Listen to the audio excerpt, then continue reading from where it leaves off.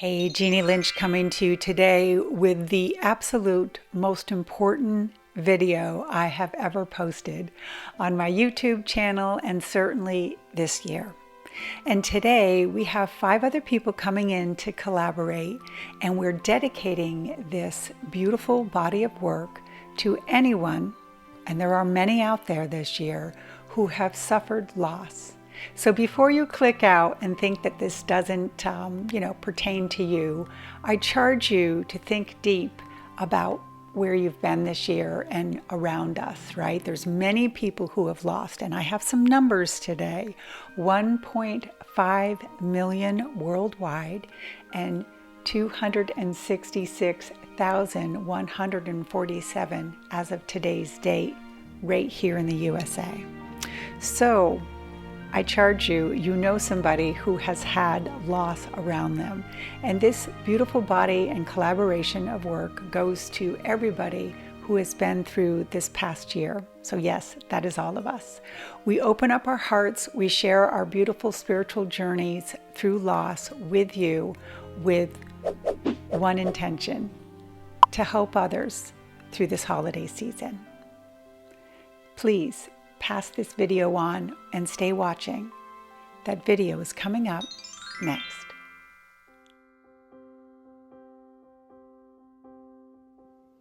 Hello, Jeannie Lynch coming back to you today. So excited to continue the beautiful, deep work of grief work that, if you know me, you know I'm absolutely dedicated to. It's truly the foundation of my spiritual practice. And today we're going to be sharing 4 to 5 other participants are coming in, and we're doing this to be of service to others with grief through the holidays. And each one of the participants have had some major loss in their life. And we come at it from different perspectives, whether it's a child, a husband, a spouse, a wife. Loss is loss, as we know. And so maybe you're ready to click out right now because you haven't experienced loss. Well, I'll challenge you to stay listening, because my sense is, unless you've been underneath a rock, you absolutely know somebody who might be processing grief. And this video truly will be of service to them. So let me set this up.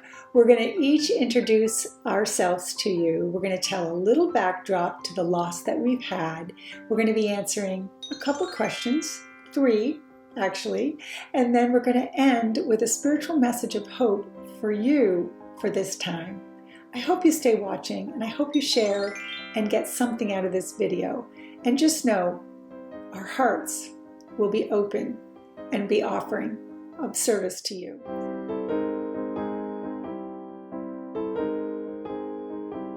Hey, thanks for staying clicked in. Something you saw in the description or in the intro really led you to stay watching, and I truly do appreciate your time today. And I'm excited to bring in the other participants of this grief video to be of service to others. So the first thing we're going to do is each share a little bit about who and our loss, so that you have a sense of who's participating. So my name's Jeannie, this is my channel, and I've spent the last 15 years since my daughter's passing in 2005. She died on the way to school with her grandmother, Norma Pollard. She was only 58 when she passed. They both died tragically in the car crash. And I remembered getting the call. So, you hear that. So many people talk about, you got the call. Yes, I got the call. I got the call and went to the hospital and had to make the decisions that no mother, no parent should ever have to make. And that is to take their child off life support. And my reference point this very day, January 20th, 2005, Terry Chauvel was coming off her own life support, that huge court battle and the right to die with dignity. If you remember the news, look it up. That was one reference point I had that day. Also happened to be the day that President Bush was being signed in for his second term of presidency. So those are the 2 vantage points. Taking my daughter off life support that day truly was the beginning of this journey, back to self, also just the beginning of grief. And I think the first thing out of the gate that I want to share is that you don't just grieve the person. You'll hear this, I'm sure, from other participants today. You grieve what would have been. So that's what you end up grieving for 15 years, 20 years, 30 years without them. Today, I just got a picture from my daughter's sister who is graduating from high school. I know, the worst year to graduate, right? 2020. They didn't even have a school year because of the COVID, right? But here we are, life moves on. So, today, even that kind of kicks it up. So you'll hear this message, I'm sure, and I'm sure you know this if you've ever lost anybody. You never get over your grief. You just learn to carry it in new ways. And I would like to say and end my little intro by just saying, thank God for the grace of God. Let's get to the next participants. They're coming up next. My name is Cindy O'Neill, and I've had 3 significant losses in my life. One being my brother at the age of 38 who passed in a car accident. My mother, who was 85, she passed through a very severe cancer. And more recently, my father, who passed at 91. Each one was dealt with differently by me because of the circumstances of their deaths.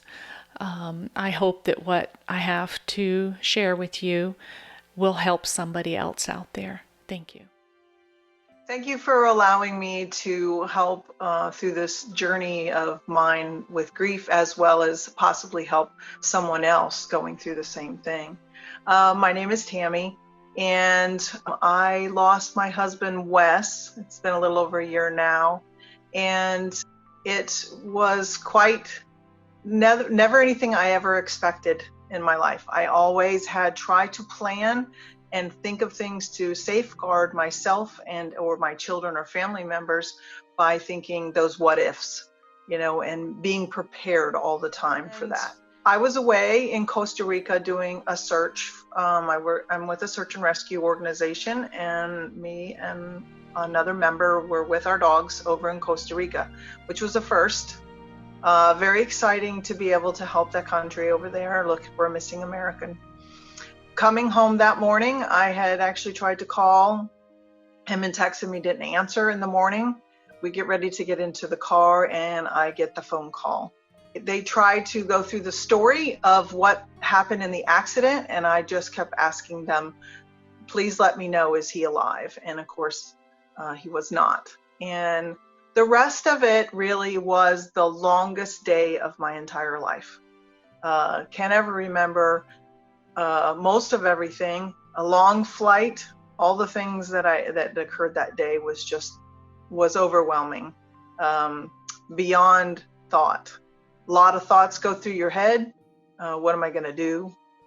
But for the most part, it was a big jumble. Hi, I'm Paul Crawford, and I'm a master healer, inspirational speaker, writer and teacher. And I've been channeling my spirit team known as Jurama for over 30 years now. And the teachings that they bring through are always about creating a greater upliftment, helping us to find a greater joy and a stronger connection to our true self, our spirit, our inner self, so that can help guide us in an everyday way, creating a better life for ourselves. What I had was really, it's my sister who died back in 1995 when she was 38 years old. She'd actually emigrated to Austria with her boyfriend. Her boyfriend was Austrian, and she'd actually found happiness with a man that had, finally loved her for herself, because she was very outgoing. She loved life. And I'd actually spoken to her a couple of days before the death took place. It was from a car accident. And she said to me, I'm just so happy, Paul. I've achieved all the things that I've wanted to achieve. You know, I've met a man that really truly loves me. I'm living in a foreign country, I'm learning a foreign language.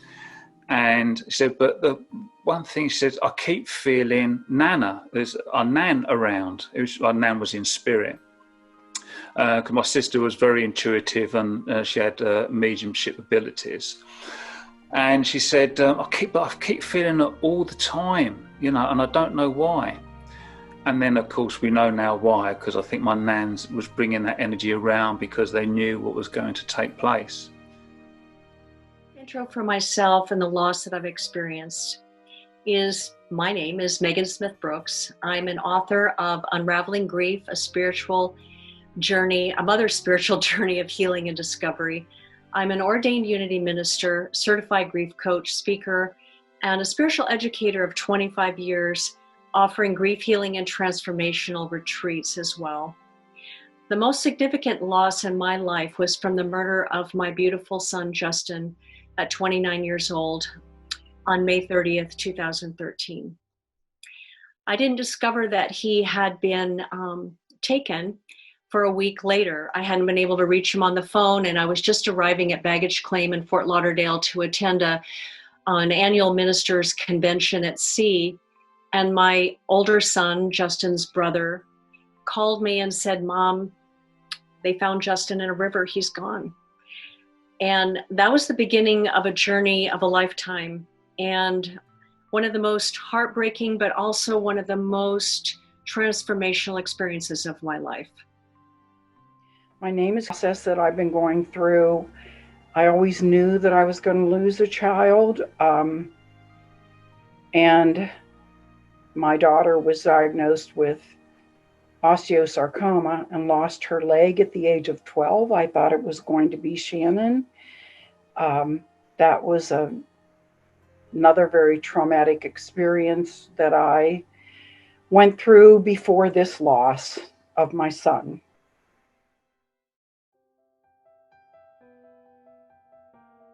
Now that you've met everybody in this video, let's move on. We're going to be answering 3 questions, and they're pretty intense questions. So here is the first one. We're each going to be answering, what is the hardest part that began our journey? So we have to kind of go back, some of us not too long ago, right, to the beginning of that journey. What was the hardest hurdle to get over first? And I will tell you, the hardest part now that I can look back 15 years is tell you the actual shock of it, disassociation from my body, shock, post-traumatic stress. I mean, just waiting for the other shoe to drop. The feeling that how I physically did not have the brain, the heart, the body to deal with that trauma. And so the trauma of loss was the hardest part to get through. And I will tell you, I did not do this on my own. That is my message. I did not do this on my own.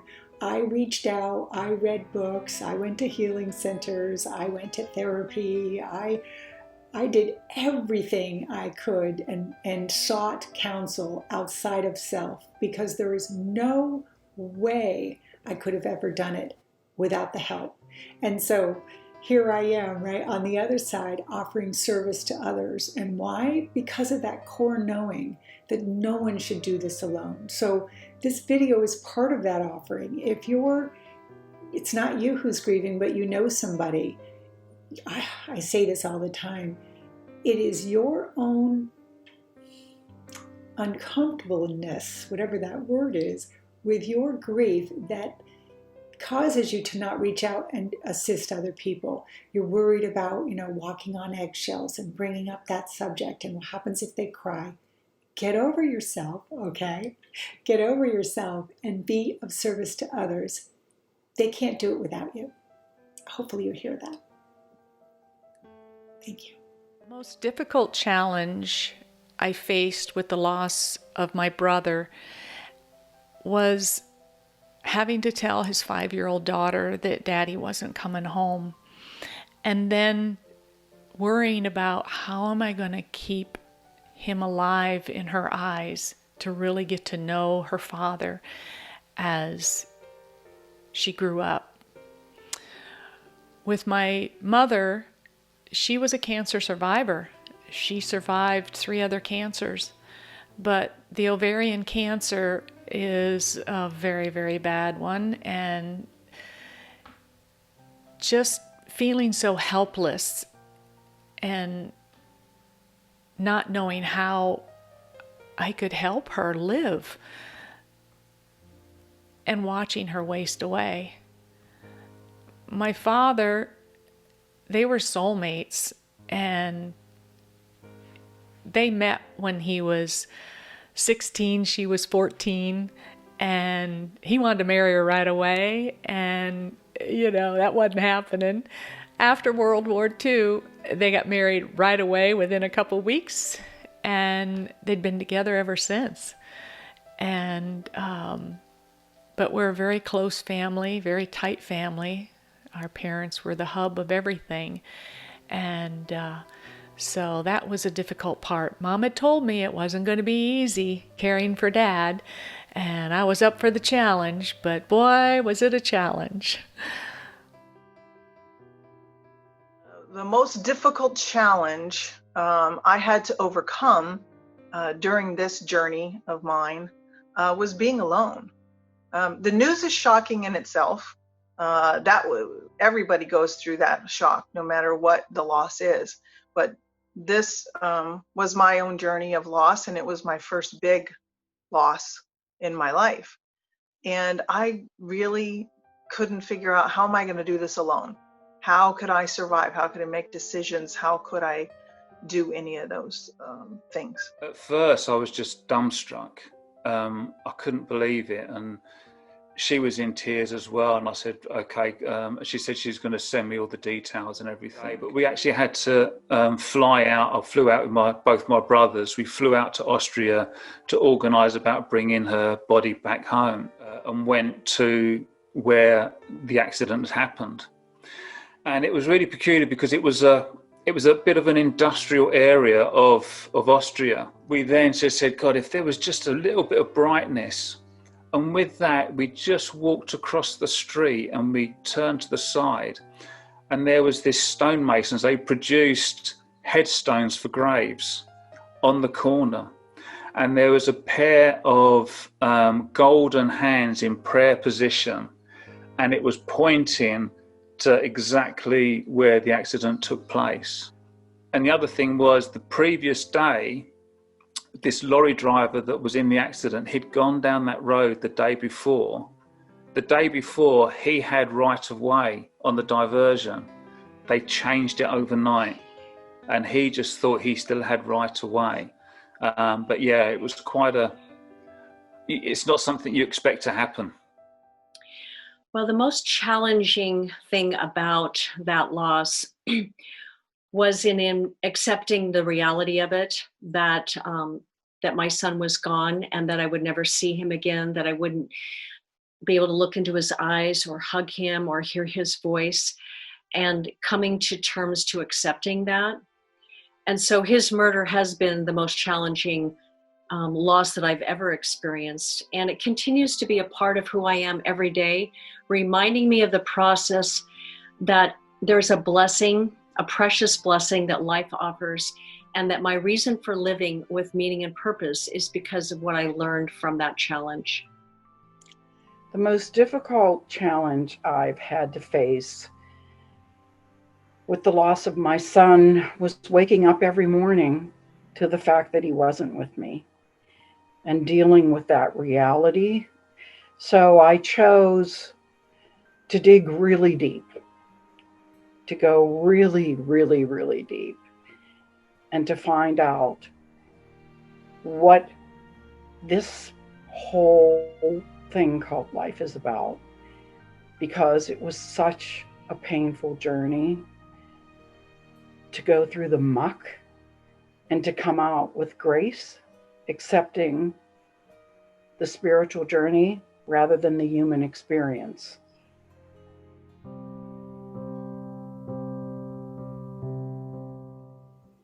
So the second question we'll be answering today is, what is the beginning of the healing journey? What opened up the door to that hope or that idea that just maybe you were going to be able to process your grief?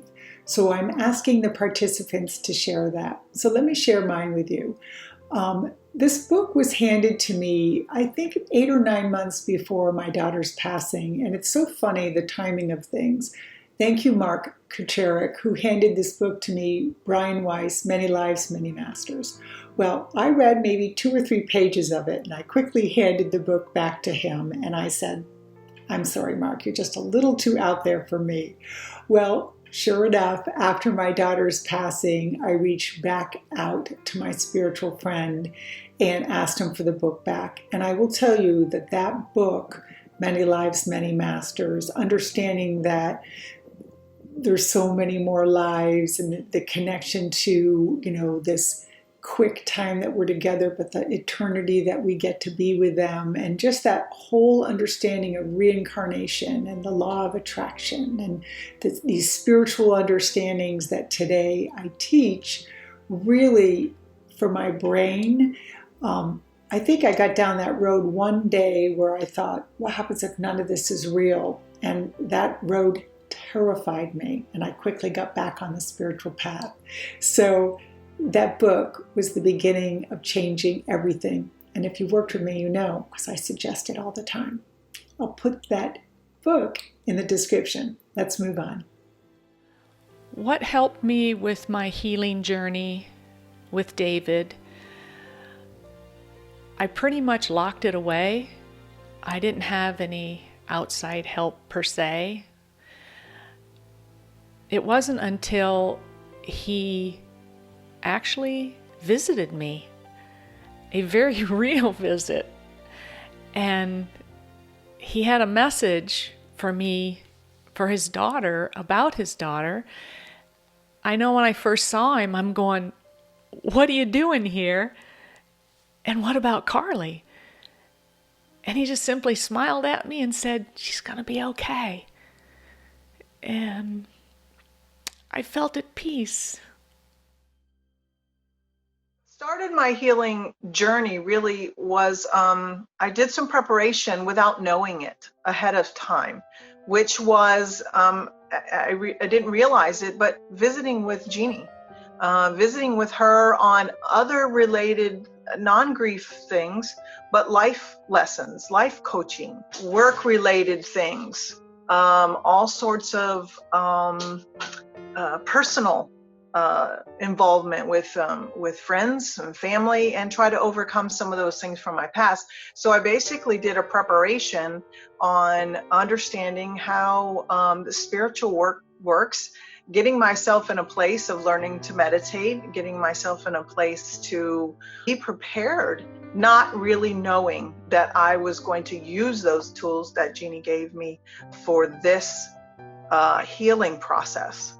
And it helped me wonders. Don't know how I could have gone through all of this without having that preparation. So there again, back to being unconsciously, I prepared myself to work through something like this.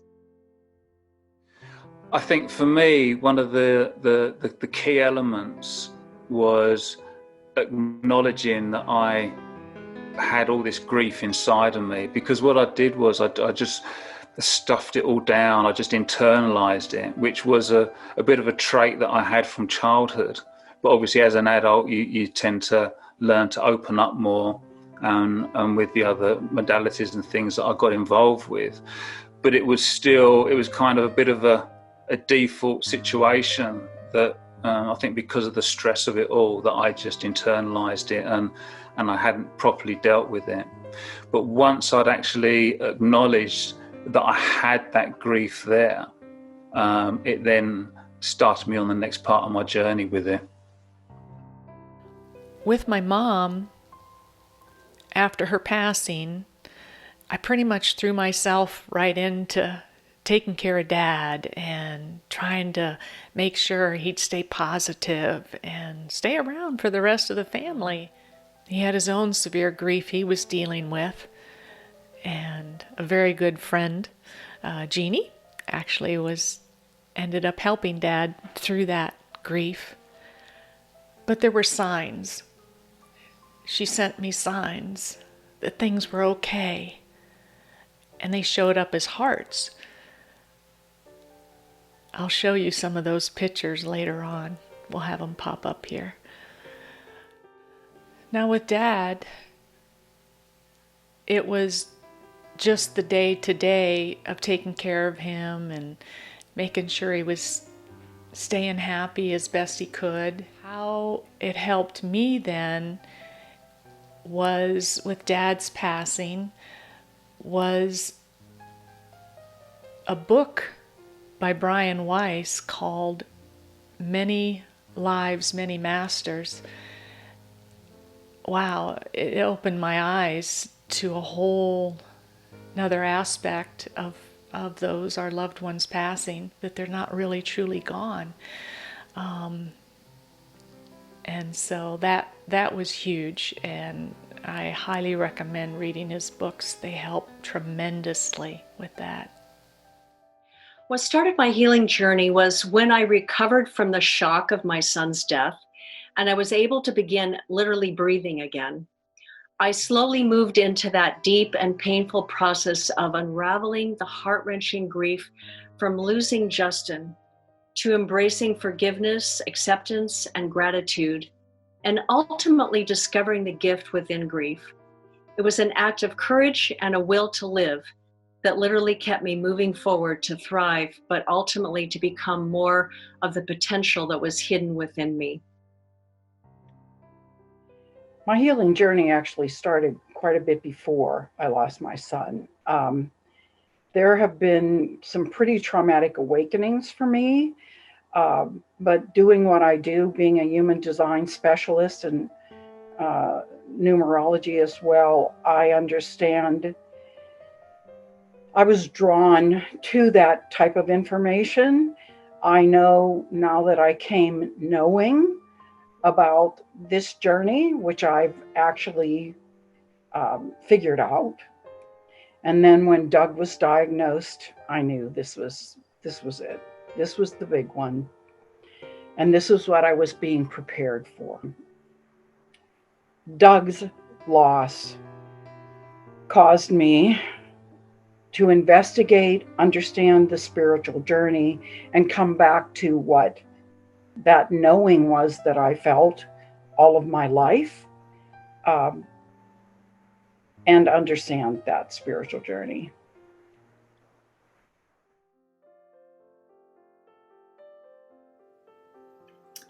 The next question we're all going to share before we share our beautiful spiritual message of hope to you is, if your loved one stood in front of you today and had a message for you, what would the message be? And I love this question, and I do think of it often too. I asked the question once, when is my daughter with me the most? And the answer I received in a reading was, when I am enjoying the aesthetics of the world and of my day. And I know that when I'm standing in awe, or as my friend Bill says, in awe and with God, I know that my daughter is right there, appreciating and respecting and in the wonder of the world. So she would tell me to continue to be in the beautiful aesthetics of this world and enjoy every experience while I'm in a physical body, and that there's no loss or separation between the two of us, because she's standing right there with me and enjoying it. Just love that. Thank you, Isla. If your loved ones came back with a message for you, what would they be? Well, my brother David would say, with a smile, "I told you so. She turned out okay, and everything's fine." And my mom would say, "Thank you. You did a great job taking care of Dad." And my dad, he would say, I think the same thing. I was hard on him at times, but I think he'd say, thank you very much. I love you, and we are together.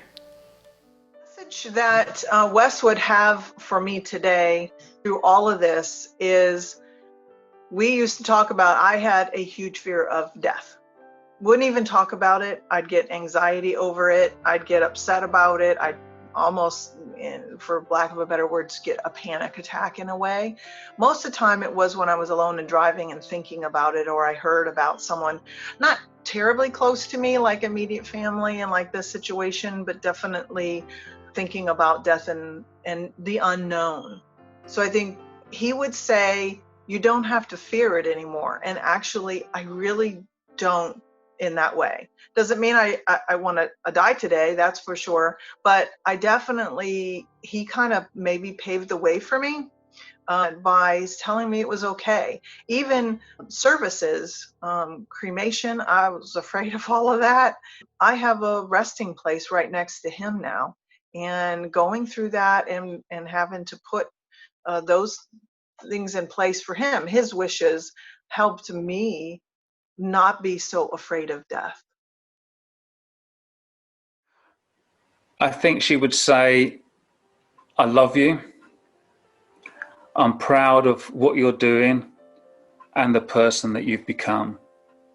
Because we did a lot of spiritual development together, which was, really wonderful to share that. And she actually, now with my beliefs that, that the spirit lives on beyond the physical being. And she actually works primarily with my wife, Caroline, but also with myself as well. So I still feel her energy around now. And I think she would just be sitting here just full of smiles and just grateful for that I'd opened my life up the way that I did. If my son was in front of me today, I believe his message would be that he would want me to accept forgiveness from him. I have a feeling that he seeks that forgiveness for making the choices in his life that perhaps could have led to how he died. But I also know that he's the one who's been encouraging me to use his death, my grief, and what I've learned to make a difference in the lives of others that are struggling with the pain of loss. And that he was with me as I wrote my book. So his message is in the words that I have written. The message is always quite clear, and it's, I'm here. I never left you. I've always been here. I'm not going to leave you. All you have to do is call on me. Before Doug passed, we actually spoke to this situation. I feel very blessed about the fact that he and I were able to take the difficult journey together of this loss.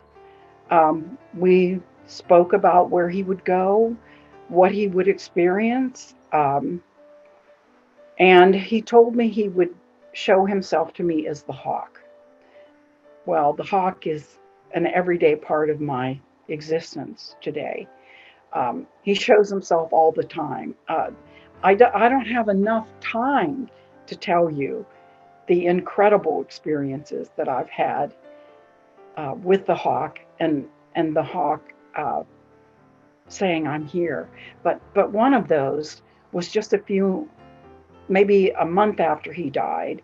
I stepped out on my deck in northern Pennsylvania and looked up at the old antennas that we used to have to bring in television reception, and there sat a full white albino hawk. But that's just one incident. There are so many, and when you're open to this, and when you get that they're here and that they're always here, it comes. You just have to be open.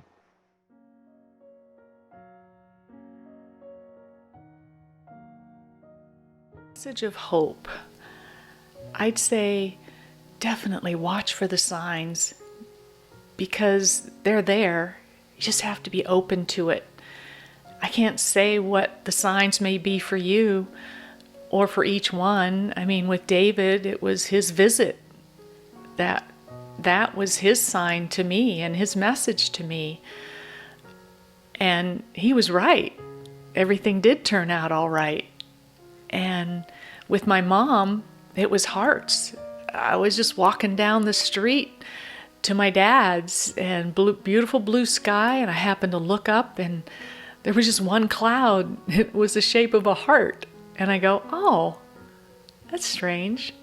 Oh, that's got to be Mom. And that was the first time it showed up.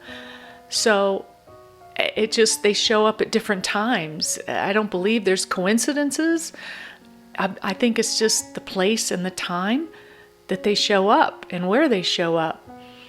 I can remember very vividly when I'd had a rather stressful time with my dad one day. He wasn't trying hard enough to do his exercises that he was supposed to do. I was frustrated with him. And I went home, and boy, I was just going to take it out on this watermelon. I took out this watermelon, and I cut it into quarters, and then I chopped it up into pieces and then slicing along the rind. And when those pieces fell away, right in the center was the most beautiful, perfect shaped heart you'd ever see. I caught my breath, and I go, okay, Mom, I know you're feeling my pain, and you're there, and I love you, and all of that frustration just evaporated right away. With my dad, it was owls.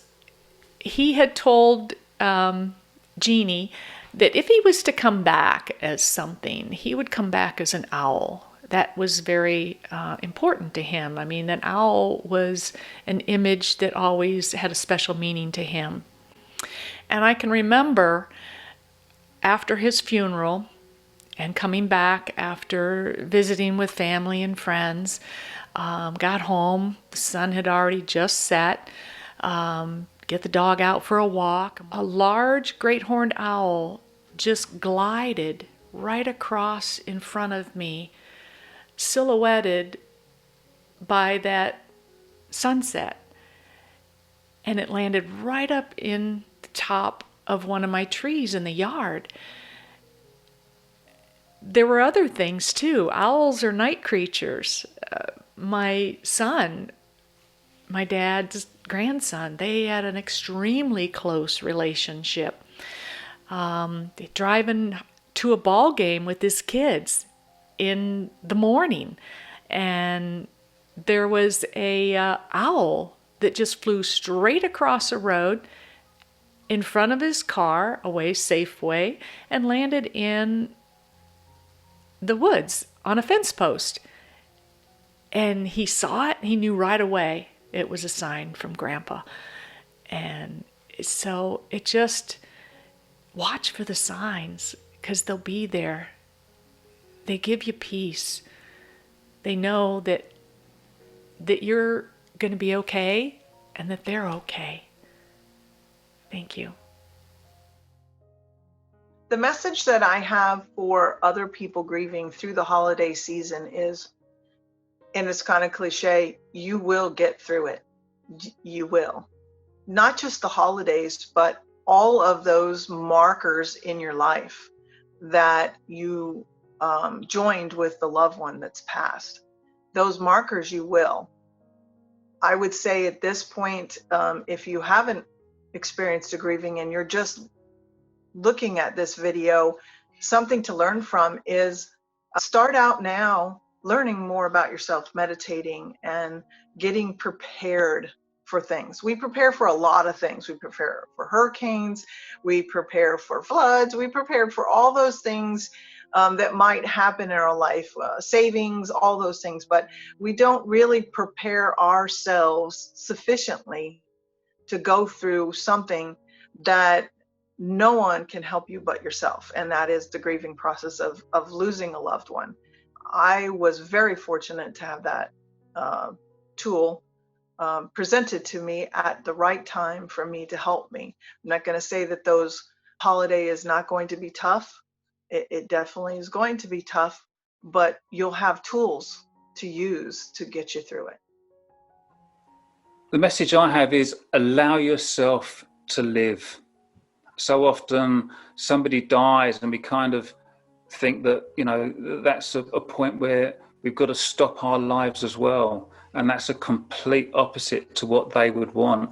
They would want you to still continue to find the joy, to go and live it, to go and do the things that maybe you were previously holding yourself back from doing, because life is precious and life can sometimes be a lot shorter than we'd like. But it's our choice as to what we do. And I would say, go and find the joy in your life.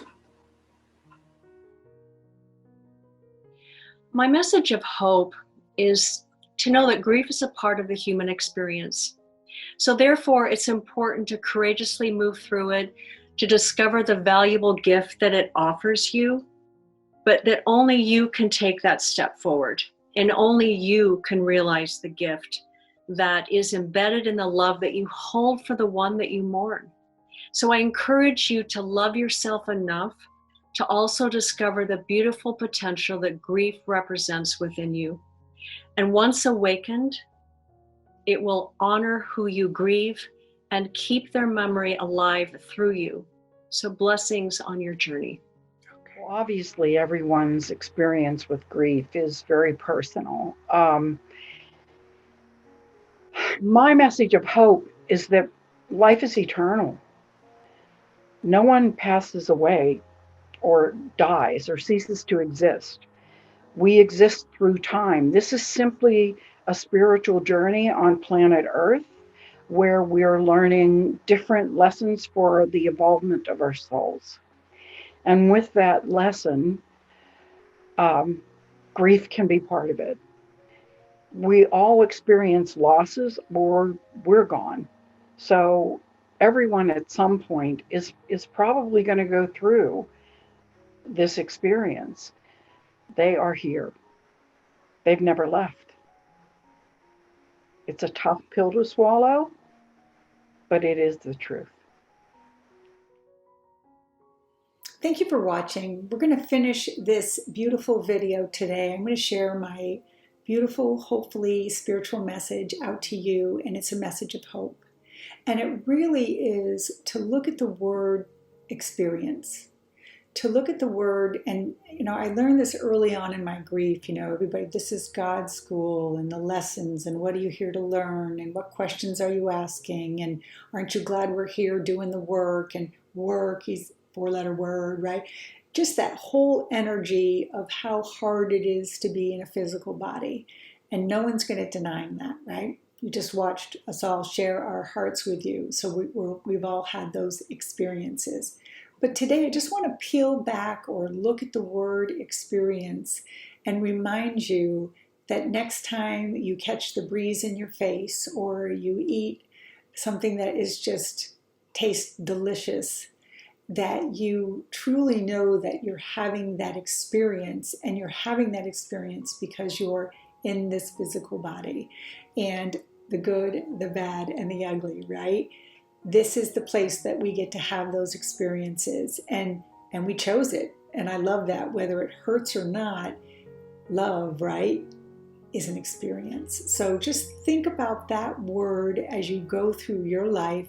Cherish the joy and cherish the pain. It is truly there, and you asked to experience it. But that's my message. Thank you all so much for watching, and please share this if you know somebody who's facing the holidays without help, and be out there to help them, right? So whether people are watching this on my YouTube channel or listening to it on the Intuitive Mindset podcast, my heart to yours. Have a great day. Namaste.